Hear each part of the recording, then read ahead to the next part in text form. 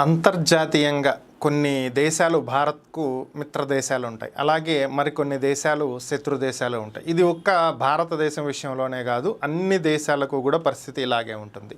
ముఖ్యంగా భారత్కు మిత్ర దేశాలు అని చెప్పుకోదగినటువంటి దేశాలను గనక ఎంచితే మొట్టమొదటి పేరు రష్యా అనేది వస్తే రెండవ పేరు ఇజ్రాయెల్ అనేది వస్తుంది. ఎందుకని అంటే సుదీర్ఘకాలంగా ఈ రెండు దేశాలు భారత్తోనే ఉన్నాయి. ఈవెన్ కార్గిల్ యుద్ధంలో కూడా ఇజ్రాయిల్ అమెరికా వద్దని చెప్పినా కూడా తనకు సంబంధించినటువంటి గైడెడ్ మిజైల్ టెక్నాలజీని భారత్కు అందించటమే కాకుండా భారత యుద్ధ విమానాల్లో ఇన్స్టాలేషన్ కూడా చేసి ఆ యుద్ధంలో భారత్ గెలవటానికి దోహదపడింది. సో ఇక అవి గడిచినటువంటి అంశాలు అయితే ఇప్పుడు ప్రస్తుతానికి సంబంధించినటువంటి విషయం కనుక తీసుకున్నట్లయితే వారి ఇజ్రాయిల్ నేషనల్ డే అయినటువంటి సందర్భంగా ఈరోజు ఢిల్లీలోని ఇజ్రాయిల్ రాయబార కార్యాలయంలో వేడుకలు జరిగాయి. ఈ సందర్భంగా ఆ దేశ అధ్యక్షుడు ఐజాక్ హెర్జ్గో మాట్లాడుతూ భారతదేశం మీద ప్రశంసల జల్లు కురిపించడం జరిగింది.